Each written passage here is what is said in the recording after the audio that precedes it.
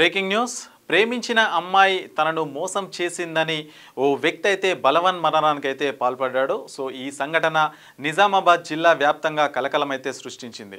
So Nizamabad జిల్లాలో ఏల్గట్ల అనే మండలం దోంచెంద అనే గ్రామంలో అయితే ఇదైతే జరిగింది.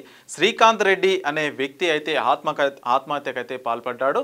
సో అదే గ్రామానికి చెందినటువంటి ఏదైతే యువతి అయితే 6 సంవత్సరాల నుంచి అయితే వాళ్ళైతే ప్రేమించుకున్నారు. సో ప్రేమించుకున్న క్రమంలో ఇరు వర్గాలు అంటే ఇరు కుటుంబాలను ఒప్పించి పెళ్లి చేసుకున్న వాళ్ళైతే ప్రయత్నం చేశారు. కాకపోతే వాళ్ళు ఒప్పుకోనప్పటికీ కూడా సరే వాళ్ళు కుటుంబ సభ్యులు ఒప్పుకోనప్పటికీ మనం పెళ్లి చేసుకుందామని అయితే వాళ్ళు డిసైడ్ అయ్యారు. చివరిగా మరి ఎంగేజ్మెంట్ కూడా ఆ అమ్మాయి వేరొక వ్యక్తితో ఎంగేజ్మెంట్ అయితే చేసుకుంది. సో ఎంగేజ్మెంట్ చేసుకున్న క్రమంలో కూడా మరి ఎంగేజ్మెంట్ కదా అయిపోయింది, నేను పెళ్లికి రేపు అనగా నీతో వచ్చేస్తానని చెప్పేసి కూడా అమ్మాయి ఎవరైతే ఉంటారో అమ్మాయి అయితే యువకునికి అయితే శ్రీకాంత్ రెడ్డికి అయితే చెప్పిన క్రమంలో మరి డైరెక్ట్గా మరి ఈ నెల నవంబర్ 6న అయితే శ్రీకాంత్ రెడ్డి అనే వ్యక్తి అయితే ఆత్మహత్య చేసుకున్నట్టుగా మనకైతే తెలుస్తూ ఉంది. సో దీనికి సంబంధించి కూడా వాళ్ళ కుటుంబ సభ్యులు అయితే పెద్ద ఎత్తున మరి శ్రీకాంత్ రెడ్డి మృతదేహంతో పోలీస్ స్టేషన్ ముందు బైఠాయించి పెద్ద ఎత్తున ధర్నా కార్యక్రమం అయితే చేస్తున్నారు. సో అమ్మాయి కావాలనే మోసం చేసింది, వాళ్ళ ఫ్యామిలీ కూడా ఈ చావుకు కారణం ఖచ్చితంగా అమ్మాయి అని చెప్పేసి కూడా వాళ్ళ కుటుంబ సభ్యులు అయితే చెప్తున్నారు. మరి శ్రీకాంత్ రెడ్డి చనిపోయే ముందు ఒక సెల్ఫీ వీడియో అట్లాగే మరి తనకు ఆత్మహత్యకు గల కారణాలు సో మొత్తం కూడా ఆ లేఖలో అయితే పొందుపరచడం జరిగింది. మరి శ్రీకాంత్ రెడ్డికి మృతికి కారణం ఖచ్చితంగా తను ప్రేమించిన అమ్మాయి ఎవరైతే ఉన్నారో ఆ అమ్మాయి వల్లనే చనిపోయానని చెప్పేసి ఆయన చివరి క్షణంలో సెల్ఫీ వీడియో కూడా తీసుకున్నట్లయితే మనకైతే క్లియర్గా మనకైతే కనిపిస్తూ ఉంది. సో దీనికి సంబంధించి మరి అక్కడ ఉన్నటువంటి స్థానికులు అయితే పెద్ద ఎత్తున చెప్తున్నారు. వాళ్ళైతే 6 సంవత్సరాల నుంచి అయితే ప్రేమించుకుంటున్నారు. కాకపోతే ఇరు కుటుంబాలు ఒప్పుకోకపోవడం వల్ల మరి ఈ మధ్య ఇండియాకు వచ్చేసరికి ఆ అమ్మాయి ఇండియాకు వచ్చేసరికి అంటే శ్రీకాంత్ రెడ్డి అనే వ్యక్తి లండన్లో ఉంటారనమాట. లండన్లో ఒక మంచి ఉద్యోగం అయితే చేస్తూ అక్కడ స్థిరపడ్డాడు. సో ఈ క్రమంలోనే అమ్మాయికి పెళ్ళి అయిందని తెలుసుకున్న వెంటనే ఇక్కడికైతే వచ్చాడు. నవంబర్ 6వ తారీఖు నాడు పురుగుల మందు తాగైతే ఆ వ్యక్తి అయితే బలవన్ మరణానికి అయితే పాల్పడ్డట్టుగా తెలుస్తుంది. సో వాళ్ళైతే మరి కుటుంబ సభ్యులు అందరూ కలిసి మరి మృతదేహాన్ని అయితే ఏమంటారు పోలీస్ స్టేషన్కి అయితే తీసుకెళ్లారు. మరి అక్కడ పెట్టి మాకు న్యాయం చేయాలి, ఖచ్చితంగా ఈ చావుకు కారణం వాళ్ళ కుటుంబ సభ్యులే, ఆ యువతి ఎవరైతే ఉన్నారో ఆమె వల్లనే చనిపోయాడని చెప్పేసి కూడా నమ్మించి మోసం చేశారని చెప్పేసి కూడా శ్రీకాంత్కి సంబంధించిన కుటుంబ సభ్యులైతే పెద్ద ఎత్తున ధర్నా కార్యక్రమం అయితే చేస్తున్నారు. సో మరొక వైపు పోలీసులు కూడా వాళ్ళ వైపే అమ్మాయి ఎవరైతే ఉంటారో వాళ్ళ వైపే మాట్లాడుతున్నారు తప్ప మా వైపు మాట్లాడట్లేదని చెప్పేసి కూడా మాకు న్యాయం చేయట్లేదు, వాళ్ళకే ఫేవర్గా మాట్లాడుతున్నారు అని చెప్పేసి గల వాళ్ళకి శ్రీకాంత్కి సంబంధించినటువంటి బంధువులు ఎవరైతే ఉంటారో వాళ్ళైతే పెద్ద ఎత్తున ఆరోపణ అయితే చేస్తున్నారు. సో ఇక ఇది నిజామాబాద్ జిల్లాలో పెద్ద ఎత్తున చర్చ జరుగుతుంది. ఇది నవంబర్ 6న జరిగింది. సో ఆలస్యంగా అయితే ఇదైతే వెలుగులోకి వచ్చింది. 20 రోజుల తర్వాత అయితే ఇది వెలుగులోకి వచ్చింది. సో మొత్తం మీద ఎవరైతే ప్రేమించిన అంటే 6 సంవత్సరాల నుంచి అయితే వాళ్ళు ప్రేమించుకున్నారు, కలిసి తిరిగారు. హైదరాబాద్కి వచ్చినప్పుడు కూడా అంటే ఆయన లండన్లో అయితే ఉంటారు. సో లండన్ నుంచి ఇక్కడికి వచ్చే క్రమంలో కూడా హైదరాబాద్లో చాలా చోట్ల కలుసుకున్నారు. వాళ్ళు సెల్ఫీ వీడియోలు కావచ్చు, వాళ్ళు ఇతరత్ర సో అన్నీ కూడా 6 సంవత్సరాల నుంచి అయితే వాళ్ళు కలుసుకుంటున్నారు. మరి ప్రేమించి పెళ్లి చేసుకుంటానని నేను నమ్మించి ఈ విధంగా మోసం చేయడం అనేది శ్రీకాంత్ రెడ్డి అనే వ్యక్తి అయితే తట్టుకోలేక నేను ఆత్మహత్య చేసుకుంటున్నానని చెప్పేసి కూడా ఒక లెటర్ రాయడం, అట్లాగే సెల్ఫీ వీడియో ఏదైతే ఉంటుందో సెల్ఫీ వీడియో తీసి కూడా మన చావుకు కారణం ఎవరైతే యువతి తను ప్రేమించిన యువతి ఉన్నారో వాళ్ళ కుటుంబ సభ్యులు అని చెప్పేసి కూడా పొందుపరచడం జరిగింది. మొత్తానికి ఈ కేసుకు సంబంధించి పోలీసులు అయితే దర్యాప్తు అయితే చేపట్టారు. మరొక వైపు శ్రీకాంత్ తరపున బంధువులు ఎవరైతే ఉంటారో మృతదేహాన్ని తీసుకొచ్చి పోలీస్ స్టేషన్ ముందు వచ్చి మాకు ఖచ్చితంగా న్యాయం చేయాలి, వాళ్ళకు ఖచ్చితంగా శిక్ష పడాలి, వీళ్ళ వల్లనే శ్రీకాంత్ అనే వ్యక్తి చనిపోయాడని చెప్పేసి కూడా వాళ్ళైతే చెప్తున్నారు. మరొక వైపు వీళ్ళు 6 సంవత్సరాల నుంచి ఫ్యామిలీకి తెలిసినప్పటికీ కూడా మరి ఎట్లాంటి మరి కావాలనే మోసం చేశారంటే 6 సంవత్సరాల నుంచి కలిసి ఉండడము, ఫోన్లో మాట్లాడుకోవడం, వీడియో కాల్స్ చేసుకోవడం, సో ఇవన్నీ కూడా వాళ్ళిద్దరి మధ్య జరిగాయి. హైదరాబాద్కి వచ్చిన క్రమంలో వీళ్ళిద్దరు కూడా కలిసి ఉండడం, కలిసి వెళ్ళడం, టెంపుల్స్కి వెళ్ళడం, సో అట్లాగే వివిధ ప్రాంతాలకు వెళ్ళి కలిసి ఉండడం వంటి వాళ్ళు కలిసి ఉండడం, ఫోటోలు కూడా తీసుకోవడం, వీడియోలు కూడా తీసుకోవడం, సో ఇవన్నీ కూడా చేశారు. సో చివరికి ఆ అమ్మాయి మరి 6 సంవత్సరాలు ప్రేమించి కూడా ఆ అబ్బాయిని మోసం చేసినందుకు ఆ అబ్బాయి మోసంని తట్టుకోలేక కూడా ఈ విధమైనటువంటి చర్యలకైతే పాల్పడి మరి నిజంగా ఎంగేజ్మెంట్ కూడా అయిపోయిన తర్వాత అబ్బాయి సమాచారం తెలియడంతో మరి ఎందుకు ఎంగేజ్మెంట్ చేసుకున్నాం అంటే ఎంగేజ్మెంట్ కదా అయిపోయింది, పెళ్లి రేపనంగా ఖచ్చితంగా నీతో వస్తానని చెప్పడంతో అబ్బాయి అయితే ఆ విషయాన్ని అయితే అమ్మాయి చెప్పిన విషయాన్ని అయితే నమ్మినాడు. సో ఆ క్రమంలోనే మరి ఈ మధ్య అమ్మాయికి పెళ్లి కూడా అయిపోయింది వేరే వ్యక్తితో. వెంటనేగా ఆ విషయం తెలుసుకున్న యువకుడు తట్టుకోలేక మరి హైదరాబాద్ ఇక్కడికి ఇండియాకి అయితే వచ్చిండు. నవంబర్ 6న అయితే పురుగుల మందు తాగైతే ఆత్మహత్య చేసుకుంటూ. సో దీనికి సంబంధించిన పూర్తి దర్యాప్తు అయితే పోలీసులు అయితే చేపడుతున్నారు. నా పేరు హిందూజా, మాది దోంచెంద గ్రామం, ఏర్గట్ల మండలం, అండ్ డిస్టిక్ వచ్చేసి నిజామాబాద్. మా అన్న శ్రీకాంత్, మా చిన్నన్న నాతో పాటు 30 ఏళ్ళు కలిసి పెరిగింది. తనని అన్యాయంగా చంపేసింది. తనను లవ్ చేస్తా అని 6 years నుండి నమ్మించింది. చాలా నమ్మించి కూడా సరే మరి మా ఇంట్లో ఒప్పుకుంటలేరు అంటే మా అమ్మ వెళ్ళి స్వయంగా వెళ్ళి అడిగొచ్చింది. నేను వెళ్ళి అడిగొస్తాను నాన్న అని వెళ్ళి అడిగొచ్చింది. ఇయ్యమని చెప్పారు. ఇయ్యమని చెప్పినాక కూడా అయినా సరే నేను ఒప్పిస్తా మరి ప్రెగ్నెంట్ అయితే ఒప్పుకుంటారు అని చెప్పేసి ప్రెగ్నెంట్ అయినా కూడా ఇంకా పాసిబిలిటీ ఉంటుంది, నన్ను అలా కూడా చేయు అని చెప్పేసి అలా కూడా ప్రూఫ్స్ ఉన్నాయి. వాళ్ళ అమ్మమ్మ కలిసి ఆ ప్రూఫ్స్ అన్ని తీసేసి అబోషన్ చేయించారు. అబోషన్ చేయించాక మరి వీళ్ళు ఒప్పుకుంటలేరు. నా దగ్గర ఉన్న ప్రూఫ్స్ అని మా వాళ్ళకి చూపిస్తా. మా బాబాయిలు, మా పిన్నిలు, మా అత్తలు, మా మామలు అందరూ ఉన్నారు. ఊళ్ళో వాళ్ళందరూ వచ్చి అడిగితే ఎందుకు ఇవ్వరు చెప్తాను అంటే వద్దు, నువ్వు ప్రూఫ్ చూపిస్తే నేను మీ ఇంటికే వస్తా. మీ ఇంటికే వస్తే నాకు గలీజ్ ఉంటాయి, మీ ఇంట్లో వాళ్ళందరూ నన్ను చీప్గా చూస్తారు. తర్వాత ప్రూఫ్స్ ఏం చూపించకుండా లాస్ట్ మినిట్ వరకు ప్రూఫ్ చూపించకుండా ఎవరికి చెప్పనివ్వకుండా తను మాత్రం పెళ్లి చేసుకొని మోసం చేసి విన్ని చావు వరకు తీసుకొచ్చి తను హాయిగా వెళ్ళిపోయింది. ఇప్పుడు చనిపోయే ముందు సూసైడ్ లెటర్లో తను ఏమేమి జరిగిందో 6 years నుండి అవన్నీ ప్రూఫ్గా రాశారు. ఆ ప్రూఫ్ కూడా పట్టించుకోకుండా పోలీసులు కొంచెం కూడా న్యాయం చేయట్లేదు. మాకు 20 రోజులు అవుతుంది మేము ఫైల్ చేసి. ఆ 23 రోజుల నుంచి కూడా వాళ్ళు కొంచెం కూడా స్పందించకుండా మేము న్యాయం కోసం వస్తే మమ్మల్ని ఆపేసి వాళ్ళకే సపోర్ట్ చేస్తున్నారు, వాళ్ళకి సెక్యూరిటీ ఇస్తున్నారు. ఇది ఎక్కడ న్యాయం అని మేము కోరుతున్నాము. పోలీసులు ఇప్పుడైనా చూసి మాకు న్యాయం చేయాలి అని చెప్పేసి 306 సెక్షన్ కంపల్సరీ వాళ్ళ మీద వేయాలి, క్రిమినల్ కేసుతోని వాళ్ళు అరెస్ట్ చేయాలి అని చెప్పేసి మేము కోరుతున్నాం. మా అన్నయ్య చివరి కోరిక కూడా అదే.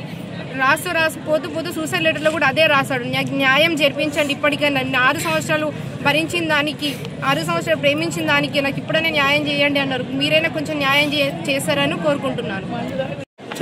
నా పేరు నాగిరెడ్డి రాజశేఖర్. నా పేరు నాగిరెడ్డి రాజశేఖర్. మా తమ్ముడి పేరు నాగిరెడ్డి శ్రీకాంత్. మాది తొమ్మిచంద గ్రామం, ఏర్గట్ల మండలం, నిజామాబాద్ డిస్ట్రిక్ట్.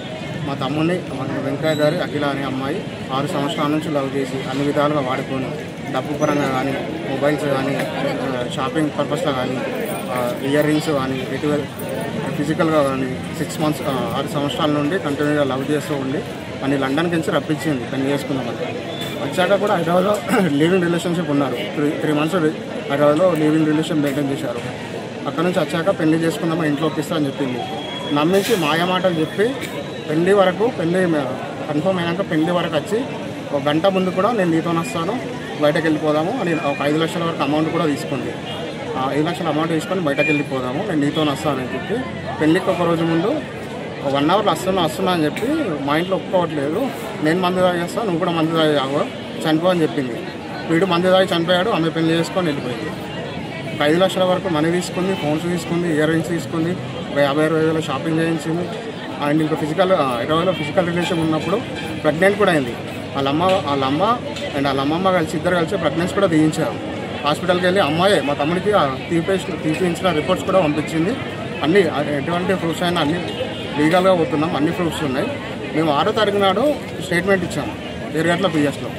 ఎస్ఐ గారు కూడా వచ్చి ఆశా హాస్పిటల్కి వచ్చి ఎస్ఐ గారు కూడా చూశాడు. అండ్ జడ్జి కూడా వచ్చింది. జడ్జి వచ్చి వాంగ్మూలం తీసుకుంది. అప్పటి నుంచి ఇప్పటివరకు ఎటువంటి ఎంక్వైరీ చేయలేరు, జస్ట్ పిట్ కేసు పెట్టి ఇప్పుడు అని అంటున్నాడు. నిన్న పొద్దున్న 5:37 మా తమ్ముడు చనిపోతే బాడీ ఇవ్వడానికి కూడా నిరాకరించారు. ఎప్పుడైతే బాడీ డీకంపోజ్ అయిపోతుందో అప్పుడు ఇమీడియట్గా కేసు కాకుండా వీళ్ళు చేసుకోవాలని, బాడీ డీకంపోజ్ కావాలని చాలా వెయిట్ చేశారు. ఆల్మోస్ట్ ఈవినింగ్ వరకు అక్కడే వెయిట్ చేయించి హడావిడిగా మళ్ళీ ఇక్కడికి వచ్చాక ఎస్ఐ గారు కూడా ఫోర్స్ చేసి అదే రోజు చేసేయండి, ఎక్కువ ఉంచకండి, కేసు అంటే పెట్ కేసు పెడతాను, తర్వాత మాట్లాడుకుందాం అని చెప్తున్నాడు. ఎటువంటి యాక్షన్ తీసుకుంటారు. మాకు న్యాయపరంగా క్రిమినల్ కేసు వాళ్ళ మీద, వాళ్ళ ఫ్యామిలీ పైన క్రిమినల్ కేసు 306 యాక్ట్ ప్రకారము అన్నీ చేయాలి. అన్న మా అబ్బాయి పేరు నాగిరెడ్డి శ్రీకాంత్. అయితే ఒక 5 years కిందట యూకే పోయిండు. యూకే పోతే అప్పటి నుంచి వీళ్ళిద్దరికి లవ్ అఫైర్ ఉన్నది. లవ్ అఫైర్ ఉంటే 5 సంవత్సరాలుగా మెసేజ్ చేసుకున్నారు. ఆయనకు ఈమెకు అవసరం ఉన్నప్పుడల్లా లక్షల డబ్బు పంపమన్నది, పంపిన తర్వాత అవసరానికి వాడుకున్న తర్వాత ఏం చేసింది, ఒక 6 months ముందు ఏం చేసిందంటే మనం పెళ్లి చేసుకుందాము, ఇక్కడికి రా అని చెప్పి ఆయనతోని చెప్తే వాడు సరే అని చెప్పి వస్తానన్నాడు. అయితే వాడు వచ్చే ముందు ఈమెకు వేరే సంబంధం ఖరైంది. ఇక్కడ ఖరైతే ఏం చేసిందంటే ఈమె ఆయన లండన్ నుంచి యూకే నుంచి ఇక్కడ దిగంగానే ఈ పిల్లగాడు నాకు నచ్చలేడు అది ఇది అని చెప్పి ఈమె సంబంధం క్యాన్సిల్ చేసుకొని వాళ్లకు 7 లక్షలు 8 లక్షలు దండు కూడా పోసారు. అది ఊళ్ళో దండు వచ్చిన తర్వాత అప్పుడు అందరికి తెలిసిపోయింది వీళ్ళిద్దరికి ఎఫ్ఐఆర్ ఉన్నదని చెప్పి. వీడు వచ్చిన తర్వాత వీడు హైదరాబాద్లో ఉంటే ఈమె కూడా హైదరాబాద్ పోయి వాళ్ళు విచ్చలవిడిగా తిరిగిన తర్వాత ఆమె ప్రెగ్నెంట్ అయిందట. ప్రెగ్నెంట్ కూడా తీసేసుకున్నారట. తీసేసుకుని చివరికి ఏమైందంటే ఆమెకి ఇంకొక పెళ్లి సెట్ అయింది రీసెంట్లీ. పెళ్లి సెట్ అయిన తర్వాత ఈయనకి రోజు మెసేజ్ చేస్తుంది, నాకు పెళ్లి సెట్ అయినా సరే నువ్వేం భయపడకు, పెళ్లికి ఒక్కరోజు ముందైనా సరే నేను వస్తా, మన ఇద్దరం లేచిపోదాము, అది ఇదని. నేను బయటకు పోతే మా నాన్న చచ్చిపోతాను బెదిరించిండు కాబట్టి నేను ఇట్లా ఆగిన. కానీ నువ్వు ఏ టెన్షన్ పెట్టుకోకు, ఏం చేసుకోకు, నేను పెళ్లికి ఒక్కరోజు ముందైనా సరే నీతో లేచేస్తా అని చెప్పి మెసేజ్లు పెడితే వీడు అదే ఓపు మీద ఆగిండు. ఎప్పుడైతే పందిరి ఉన్నదో ఆ పందిరి రోజు ఈ ఫోన్లో బ్లాక్ చేసేసింది. కథ మెసేజ్కు రిప్లై ఇస్తలేదు. రిప్లై ఇయ్యకపోయేసరికి ఒక్కటిసారి మనసు హట్ అయిపోయి కథం పాయిజన్ తీసుకున్నాడు. అది ఎప్పుడో రేపు పెళ్ళిన 6వ తారీఖు రోజు తీసుకుంటే అదే రోజు మనకు ఎక్కడికి ఆశా హాస్పిటల్లో ట్రీట్మెంట్ జరగంగా జడ్జి గారు వచ్చిర్రు, ఏర్గట్ల ఎస్ఐ గారు వచ్చి మరణ వాంగ్మూలం తీసుకొని ఇప్పటి వరకు కూడా వాళ్ళు ఏం చర్య తీసుకున్నారని మాకు చెప్పలేడు. తీరా మేము అతన్ని ఆ రోజు ఎక్కడికి యశోదకు తీసుకుపోయాను. యశోదలో ఒక 10 రోజులు ట్రీట్మెంట్ తీసుకున్న తర్వాత అక్కడికి వెళ్ళి నిమ్స్కు తీసుకుపోయిన తర్వాత చివరకు నిన్న 5 గంటలకు మబ్బున అతను చనిపోయాడు. అయితే 22 రోజుల నాడు మేము కంప్లైంట్ ఇస్తే పోలీసులు కానీ జడ్జి కానీ ఇప్పటికీ ఒక్కరు కూడా చర్య తీసుకున్నది లేదు, ఏం లేదు. రాత్రి శవం తీసుకొస్తే 50 మంది పోలీసులు వచ్చి వాళ్ళకి సెక్యూరిటీ కల్పించారు. ఇప్పుడు తీరా అడుగుతే ఏమంటున్నారంటే మేము మీకోసం వచ్చినాం సెక్యూరిటీ అంటే, మాకెందుకు సెక్యూరిటీ? మేమేమన్నా మాకు దొంగల భయం ఉన్నదా, లంగల భయం ఉన్నదని చెప్పినా మాకెందుకు సెక్యూరిటీ? వాళ్ళు వచ్చి ఇప్పుడు మాకు న్యాయం జరగలేదు, వాళ్ళు ఎవరైతే మొత్తం వీరిని టార్చర్ చేసి వీరికి చావుకు కారణమైనరో, వీళ్ళ లైఫ్నే నాశనం చేసినరో. దోమచంద గ్రామము ఎర్రట్ల మండలం.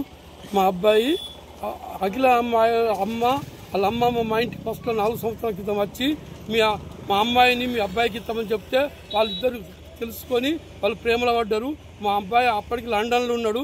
లండన్లో ఉంటే అప్పుడు వాట్సాప్తో రోజు ఫోన్లో మాట్లాడుతూ మెసేజ్ పెట్టుకుంటూ చేసే అబ్బాయి ధర డబ్బులు ఫోన్లు గోల్డ్ ఇవన్నీ తెప్పించుకున్నది. లాస్ట్ 6 నెలల ముందు నువ్వు రా అంటే నువ్వు రా పెళ్లి చేసుకుందాం అని చెప్తే అబ్బాయి వచ్చిన తర్వాత 6 నెలల సంది కలిసి హైదరాబాద్లో తిరిగి ఒక 2 నెలలు కలిసి తిరిగినరు. ఆమె ప్రెగ్నెంట్ అయింది. తర్వాత రోజుగా రేపు మా వాళ్ళని ఒప్పిస్తా రేపు వేసుకుందాము, ఎల్లుండి వేసుకుందాం, ఖచ్చితంగా వేసుకుందాం, నేను వేరే అబ్బాయిని చేసుకోను, మిమ్మల్ని తప్ప వేరే చేసుకోని, పెళ్లి రేపు అనేదాకా నేను వస్తా తెల్లని దాకా నువ్వు ఎట్లా ఉండు, రెడీ ఉండు, నువ్వు బండిలో పెట్రోల్ పోసుకొని ఫుల్ ఉండు, ఎట్లా మనం వెళ్ళిపోదామని చెప్పి నమ్మించి చేస్తే మా ఆవిడ రాకపోగానే పొద్దున మందు ఆగి వాంగ్మూలం రాసుకొని చనిపోయింది. మాకు పోలీసు డిపార్ట్మెంట్ ఏరేట్లేస్తాయి అసలే పట్టించుకుంటూ నిర్దోషికే సాయం చేస్తుండే హెల్ప్ చేస్తుండే. మాకు కేసు ఫైల్ చేయలేడు, ఏం చేస్తా చేయలేరు, మాకు పట్టించుకుంటలేడు. మమ్మల్ని బెదిరిస్తుండ్రు, కొట్టి నూకేస్తుండ్రు. మా కొడుకు ఈ 3 ఏళ్ల సంది ఫోన్లు చేసుడు, 3 ఏళ్ల సంది పైసలు పంపించాడు 15 లక్షలట. 15 లక్షలు పంపించాడు. రా పెళ్లి చేసుకున్నాం. వచ్చినాక 2 నెలలు హైదరాబాద్ తిరిగిండ్రు. ప్రెగ్నెంట్ అయింది, దాఖలా తీపించుకున్నది, అచ్చిక రిపోర్ట్ పెట్టింది. ఫోటోలో కాడికి వెళ్ళి ఇక మాకు ఏం చెప్పలేడు. ఇక మా కొడుకు ఏరగట్లేసాయి మాకు న్యాయం చెయ్యండి. మేము చెయ్యము, నువ్వేం చేస్తావు చేసుకపో, మేమేం మాట్లాడుకుంటావు అని నన్ను నూకేసిండు. ఇక్కడ దెబ్బ తాకింది, నన్ను కొట్టిండు. ఎస్ఐని కూడా వాళ్ళు కట్టుకున్నారు. ఎస్ఐకి కూడా లంచం ఇచ్చిండ్రు. ఎస్ఐ వాళ్ళ సైడే మాట్లాడుతుండ్రు. ఎస్ఐ మమ్మల్ని అసలు ఇస్తలేడు. మాకు మీరు ఎట్లైనా న్యాయం చేయాలని న్యూస్